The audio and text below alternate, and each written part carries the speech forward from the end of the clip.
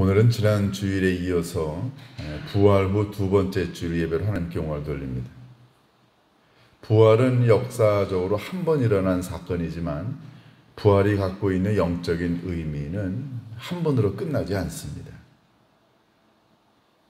여러분과 제가 살아가는 이 삶 속에서 어떤 미래가 내게 보장이 되어 있다고 한다면 사람들 살아갈 만한 가치가 있습니다. 여러분들 요즘에 힘드신 일 많죠?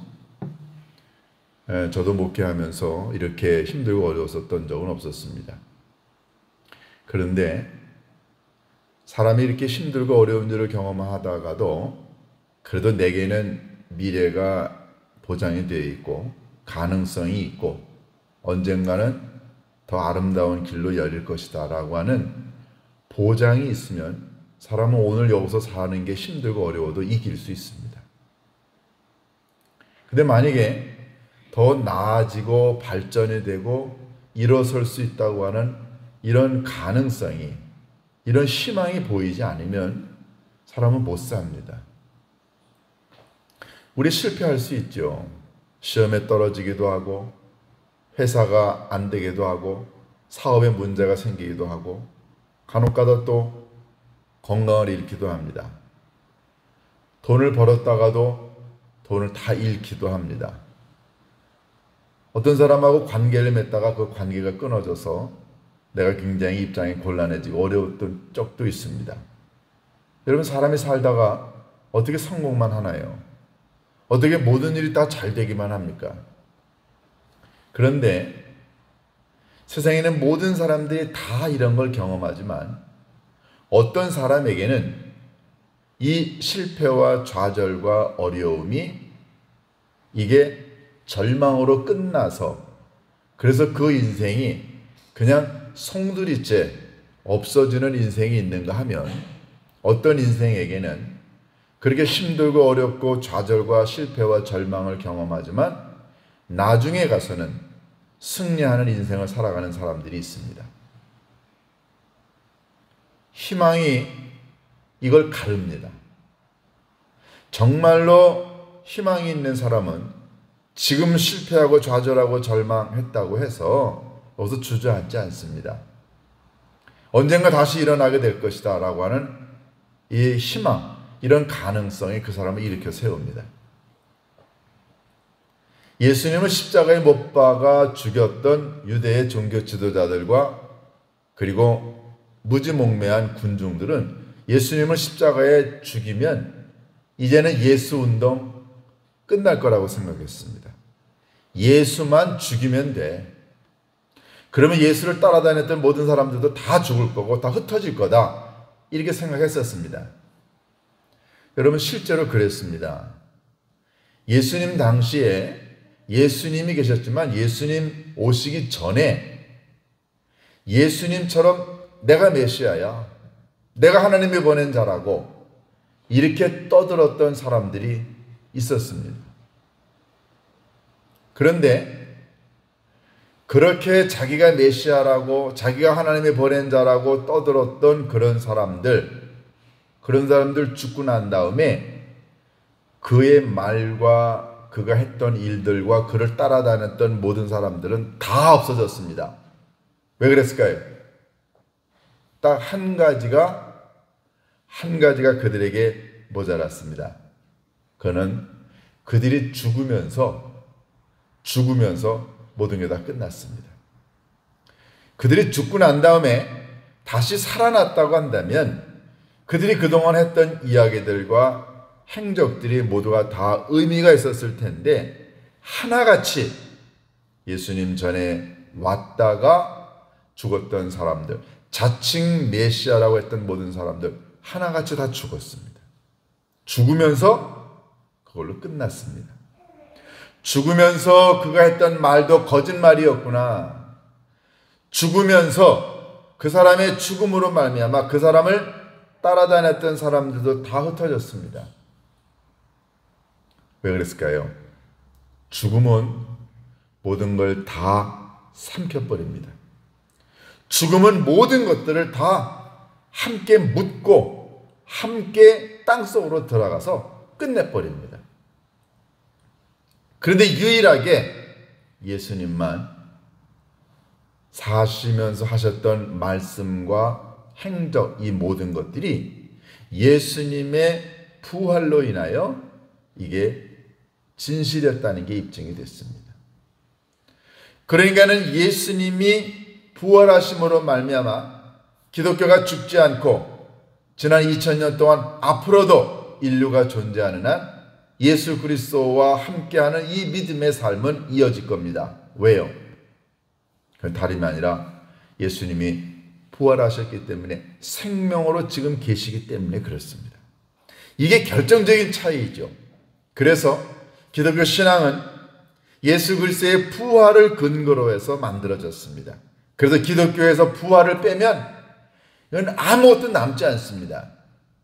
그래서 예수님이 부활하신 날 천사가 여인들에게 한 말, 너희들은 예수님이 살아계실 때에 뭐라고 말씀하셨는가를 기억하라.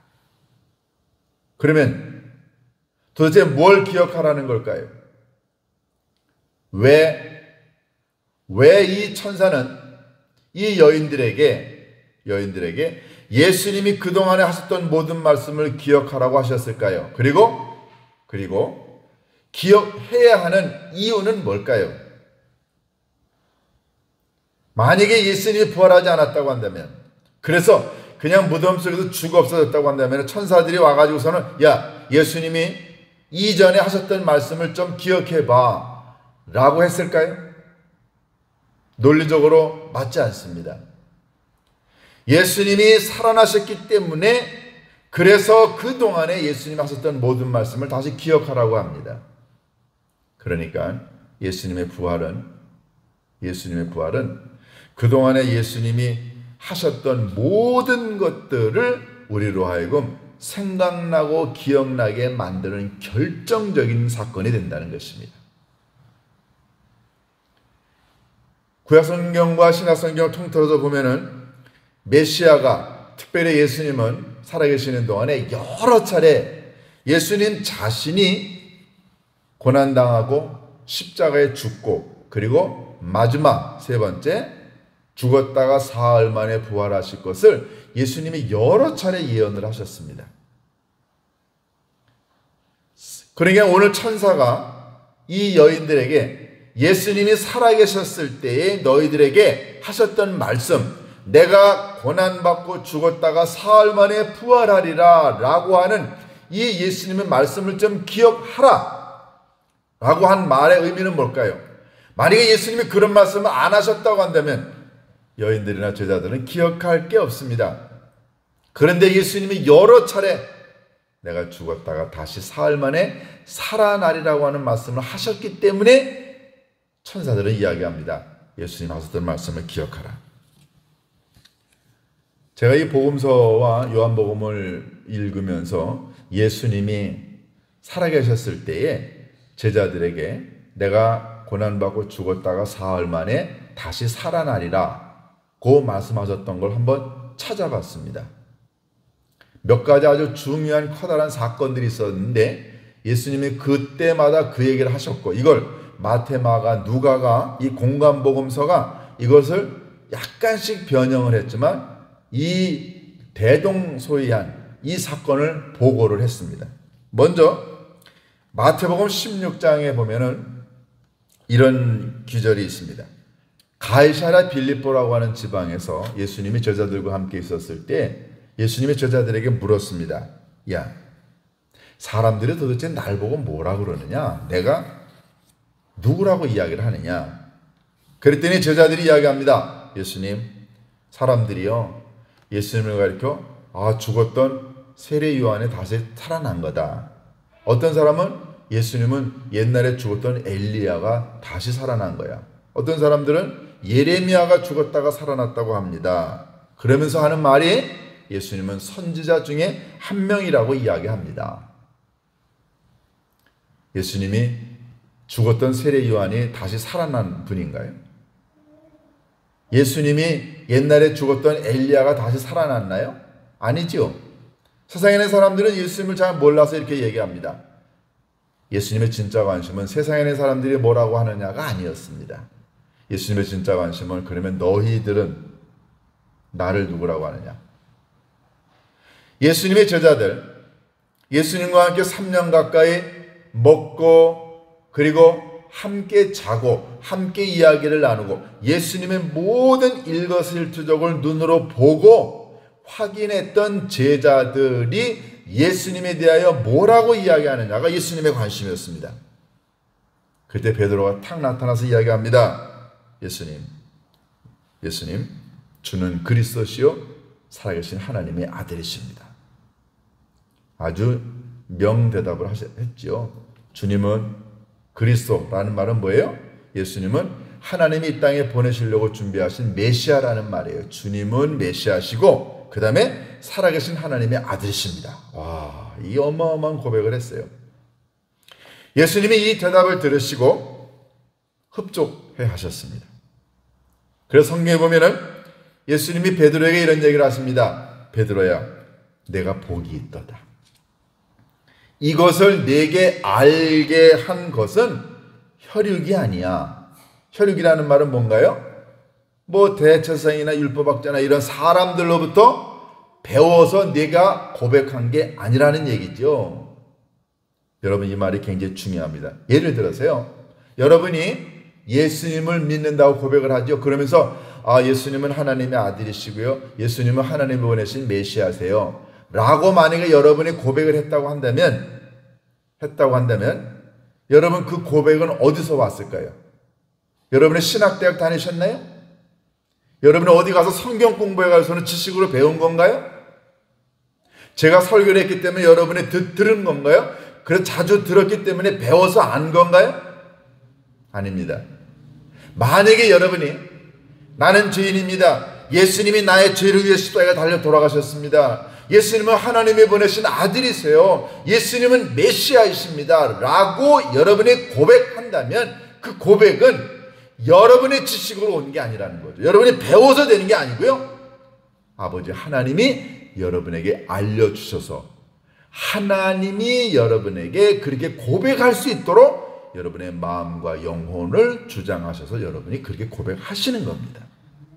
그러니까 베드로가 예수님을 향하여 주님은 메시아시고 하나님의 살아계신 하나님의 아들이십니다 라고 고백을 했더니 예수님이 너무너무 기뻐가지고 말씀하십니다. 이것을 내가 알게 된 것은 혈육이 누군가가 너에게 가르쳐줘서 된 게 아니고 하늘에 계신 나의 아버지가 너에게 가르쳐줬다 얘기하셨어요.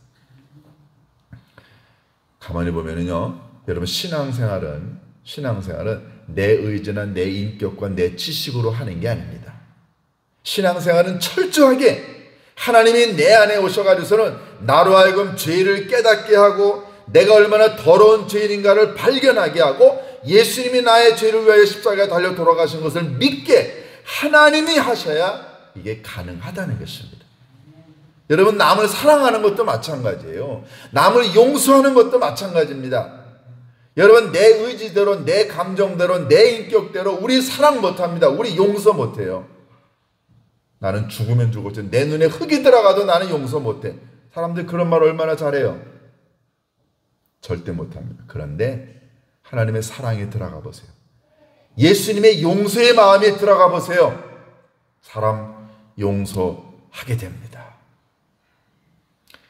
제가 어저께 이 말씀을 준비하면서 무슨 유튜브 영상 하나를 봤어요. 근데 제가 그 영상을 보고 얼마나 마음이 아팠는지 몰라요. 미국의 한 백인 여성이 이런 슈퍼마켓을 갔는데 슈퍼마켓에 온 히잡을 쓴 아랍 사람 두 사람이 왔어요. 조용하게 물건을 사고 계산을 하고 있는 이 히잡을 쓴 아랍 여자, 무슬림 여자하고 남자가 왔는데 이 백인 여자가 이 아랍 사람 두 부부에게 욕을 해댄 거예요. 너희 무슬림, 너희 나라로 돌아가라. 그리고 갑자기 웬 백인 여성이 이 아랍 사람 두 사람에게 그러니까 이 두 내외가 얼마나 당황했겠어요. 자기네가 뭐 잘못한 것도 아닌데. 그런데 이 백인 여성이 막 욕을 하다가 화가 나는지 그 아람 여성 얼굴에다가 침을 뱉었어요. 이걸 주변에 있는 사람들이 다 보고 이건 아니다, 이건 너무 잘못됐다 해가지고 경찰에 신고를 했어요. 그래서 경찰이 왔어요. 이 백인 여성을 잡았어요. 이 백인 여성 보고 도대체 당신 이 사람이 당신에게 뭘 잘못했느냐? 당신이 왜 그러냐? 그랬더니 자기 침 뱉은 것밖에 없대. 당신 얼굴에다가 침 뱉으면 그거 폭력이다. 그래서 수갑을 채웠어요.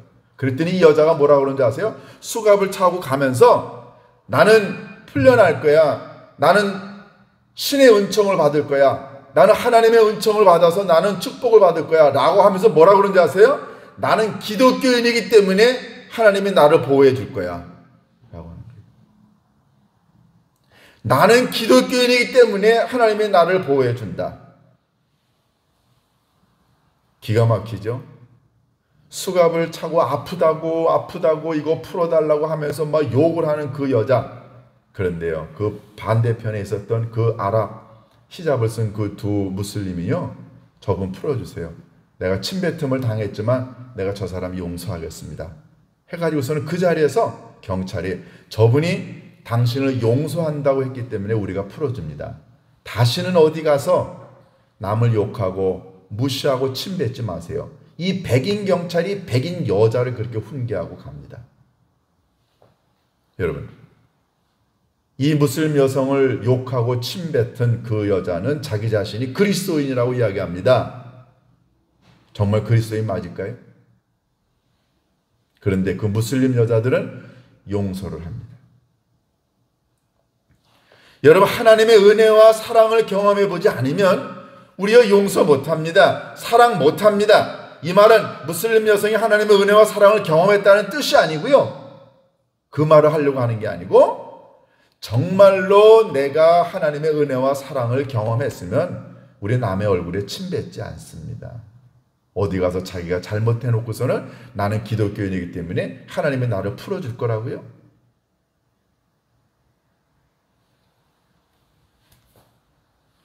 베드로가 예수님이 하나님의 아들이라고 고백한 건 이건 베드로의 의지와는 관계가 없습니다. 베드로 속에 하나님의 영이, 성령의 능력이 들어갔기 때문에 그렇게 진심으로 고백을 할 수 있었던 거예요.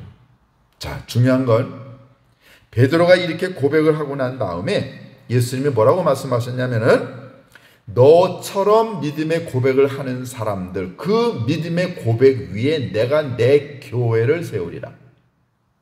여러분, 하나님의 교회는 건물이 아닙니다. 하나님의 교회는 사람인데요, 사람도 어떤 사람이 모여야 교회가 되냐면 예수님을 하나님의 아들로 진실로 고백하는 사람들이 있을 때 거기가 교회가 되는 겁니다. 조금 이상한 말로 들리겠지만 만약에 우리 여기 한 20여 명이 앉아 있는데요, 우리가 예수님을 하나님의 아들이라고 고백하고 그리고 예수님이 나의 죄를 위해 십자가 달려 돌아가셨다는 사실을 우리가 한 명도 진심으로 믿지 않으면 여러분과 저는 교회당이라고 하는 건물에 앉아 있어도 여기는 교회가 아닙니다. 교회는 예수 그리스도를 진심으로 하나님의 아들로 믿고 고백하는 사람들의 믿음 위에 교회가 세워지는 거예요. 예수님 아주 중요한 말씀하셨습니다. 내가 너처럼 믿음의 고백을 하는 사람들 위해 내 교회를 세우리라. 예수님이 이 얘기를 하시고 난 다음에 아주 결정적인 얘기를 하셨습니다. 이제 내가 예루살렘에 올라가서 장로들과 대제사장들과 서기관들에게 많은 고난을 받고 죽임을 당하고 난 다음에 내가 사흘 만에 다시 살아나리라 라고 하셨어요. 그러니까 이 말씀은 예수님이 돌아가시기 아마 뭐 학자들 얘기 한 1년 전쯤이나 2년 전쯤이었을 거라고 보는 거예요. 그러니까 예수님의 사역의 초창기나 중반기쯤에 이 얘기를 하셨어요. 그런데 베드로가 이 말을 탁 듣자마자 예수님에게 뭐라고 그러냐면, 예수님, 그리하지 마옵소서. 그리하지 말라는 게 뭐예요? 고난당하지 말고 죽지 말라는 거예요. 예수님 죽으면 안 된다. 결코 이 일이 주님께 미치지 않을 겁니다. 그랬더니 예수님이 아주 엄청난 얘기를 하십니다. 그 얘기를 탁 듣자마자 예수님이 베드로에게 뭐라고 그랬어요? 사탄아, 물러가라 그랬어요. 예수님의 고난을 부정하고 예수님의 죽음을 부정하고 예수님이 사흘 만에 다시 살아날 것이라고 하는 얘기를 부정하고 믿지 않으면 뭐가 되는 거예요? 사탄이 되는 겁니다. 아무리 예수님을 따라다녔던 수제자였던 베드로였지만 예수님의 고난과 죽음과 부활을 믿지 않고 거부하고 예수님에게서 그게 일어나지 않을 거라고 생각하면 다 사탄입니다. 예수님 얘기합니다. 사탄아, 내 뒤로 물러가라. 뭐라고 했어요? 그러면서 너는 나를 넘어지게 하는구나. 예수님은 고난의 길을 갑니다. 죽음의 길을 갑니다. 그래야 부활이 이루어지는데 이걸 못 가게 막는다고 한다면 너는 나를 넘어지게 하는 자야 라고 하시면서 네가 하나님의 일을 생각하지 아니하고 도리어 사람의 일을 생각하는구나. 예수님 고난당하고 죽고 부활하셔야 되는 건 하나님이 하시는 일입니다. 예수님은 이런 얘기를 여러 차례 하셨다는 거죠. 그래서 이 이야기가 마태, 마가, 누가에 다 나옵니다. 예수님은 이렇게 예수님이 죽으셨다가 사흘 만에 부활할 거를 여러 차례 예언을 하셨어요. 뭐 이 이야기를 하자고 하면 종류가 많기 때문에 다 드릴 수가 없어요. 자, 마태, 마가, 누가는 몇 번 이런 얘기를 똑같이 기록하고 있죠. 자, 그런데 요한복음은 이보다 또 한 발짝을 더 나갑니다. 요한복음 6장 39절에 보면은 아버지께서 나에게 주신 일을 하나도 아버지 안에는 내가 잃어버리지 아니하고 마지막 날에 다시 살리리라 그랬어요. 자, 마지막 날에 다시 사람들을 살리겠다. 아니, 예수님은 죽어놓고서는 무슨 마지막 날에 다른 사람들을 살린다는 거예요? 말이 안 되죠? 예수님 자신이 죽으셨다가 다시 살아나야 예수님을 믿고 따르는 사람들을 마지막 날에 살릴 수 있습니다. 우리가 잘 아는 요한복음 11장 23절 나사로가 죽어서 무덤에 있습니다. 여동생 둘 마리아와 마르다가 슬퍼하고 있어요. 그때 예수님이 슬퍼하는 마리아와 마르다와 많은 사람들을 향해 뭐라고 얘기합니까? 나는 부활이요 생명이니 나를 믿는 자는 죽어도 살겠고 무릇 살아서 나를 믿는 자는 영원히 죽지 아니하리라. 예수님은 나사로의 무덤가에서 나사로를 살리기 전에 나는 부활이요 생명이라고 말씀하셨어요. 요한복음 14장 6절 내가 곧 길이요 진리요 생명이니. 여러분, 이 말씀들은 다 예수님이 십자가에 돌아가시기 전에 하셨던 말씀이에요. 그러니까 제자들은 여러 차례 들었습니다. 예수님이 부활이시래, 예수님이 생명이시래, 예수님이 죽으셨다가 다시 사흘 만에 부활하신대 라고 제자들은 이미 익히 들었습니다. 그런데 정작 예수님이 무덤에서 부활하셔서 무덤 속에 계시지 않는데 제자들은 이걸 다 까마득하게 까먹고 있었어요. 그러니까 예수님이 평상시에 여러 차례 부활하실 걸 예언하셨지만 제자들은 아무도 믿지 않았습니다. 그러니까 오늘 본문의 천사가 무덤에 찾아온 여인들에게 예수님이 너희들에게 뭐라고 말씀하셨는가를 기억하라는 것입니다. 그러니까 여러분과 제가 예수님을 기억해야 되는데 여러분과 저에게 예수님이 하신 말씀을 기억나게 만들어주는 것은 뭐냐는 거죠. 그게 바로 예수님의 부활입니다. 부활하신 예수님이 지금 이 자리에 살아계시기 때문에 부활하신 예수님이 이 시간에 여러분과 제 심령 속에 들어오셔서 우리로 하여금 진심으로 부활을 믿게 하시기 때문에 여러분과 제가 예수님이 하셨던 모든 말씀을 기억할 수 있는 거예요. 그러면 이 천사가 이 여인들에게 한 말, 너희들은 예수님이 하셨던 말씀을 기억하라 라고 했을 때 도대체 뭘 기억하라는 것일까요? 첫 번째, 예수님은 사탄의 권세를 이기는 능력을 갖고 계신다는 사실을 기억하라는 거죠. 사탄의 권세. 여러분과 제가 잘 아는 구약성경 창세기에 보면은요, 사탄이 아담과 하와를 꼬드깁니다. 죄를 짓게 만들어요.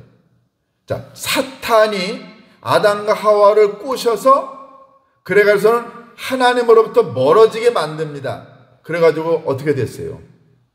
아담과 하와는 죽게 됩니다. 죄가 들어오면서 사탄이 죄를 가지고 아담과 하와에게 들어오면서 그 죄가 아담과 하와의 심령 속에 있게 되니까 결국은 하나님으로부터 멀어지면서 인간은 그때부터 죽음을 맞게 됩니다. 그러니까 사탄이 하는 가장 커다란 능력, 사탄의 가장 커다란 주요 임무는 뭐냐면 사람을 죽이는 거예요.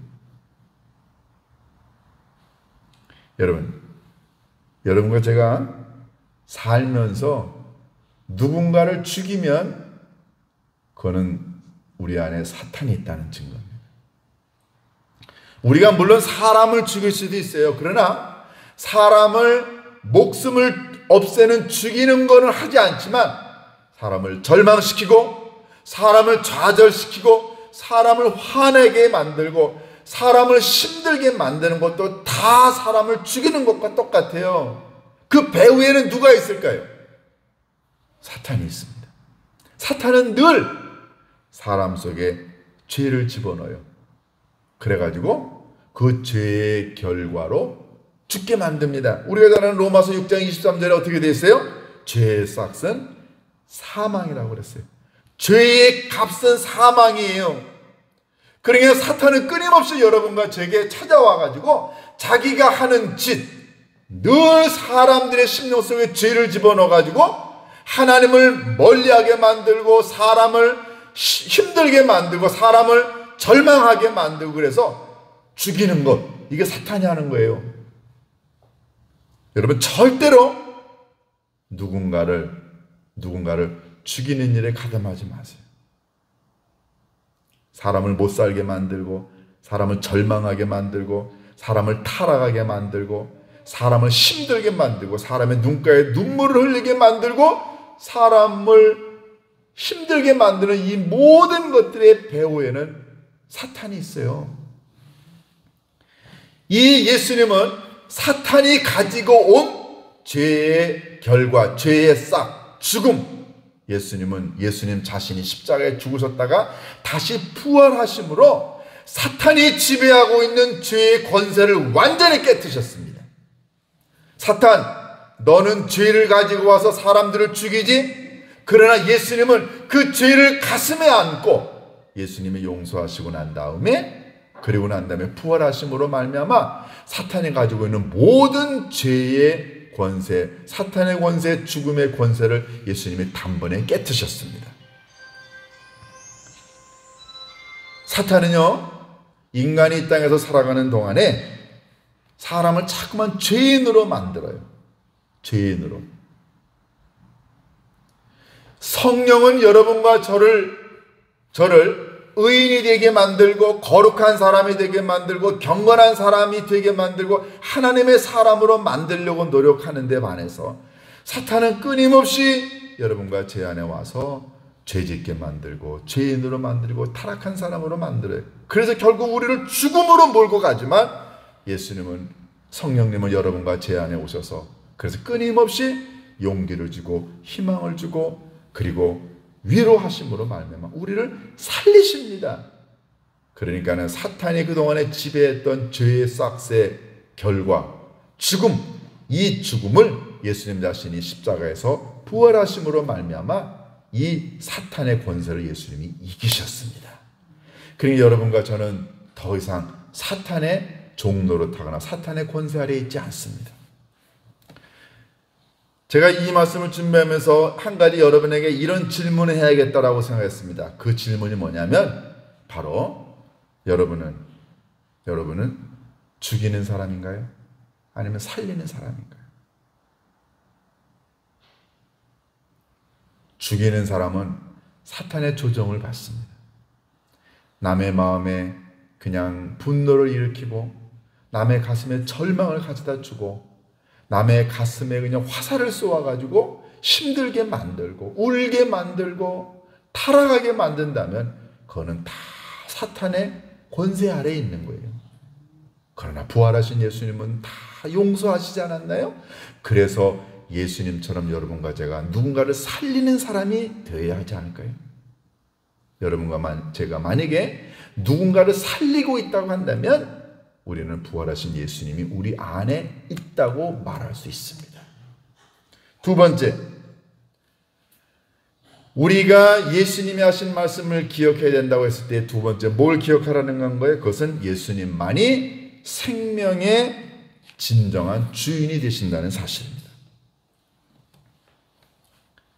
여러분, 사탄은요 끊임없이 우리를 죽게 만들고 절망하게 만들지만, 그러나 예수님은, 부활하신 예수님은 끊임없이 여러분과 제 안에 들어서가려서는 사람을 살리십니다.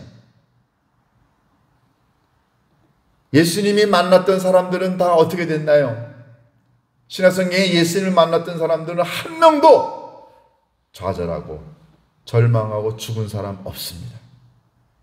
예수님 만났던 사람들은 다 인격이 변했고, 예수님 만났던 사람들은 다 돌맞아 죽을 뻔했다가 살아났고요. 예수님 만났던 사람들, 특히 나인성 과부, 예수님 어느 날 나인성 성에 들어가는데 어느 한 그 장례 행렬을 만났습니다. 과부에게 있었던 외아들이 죽었어요.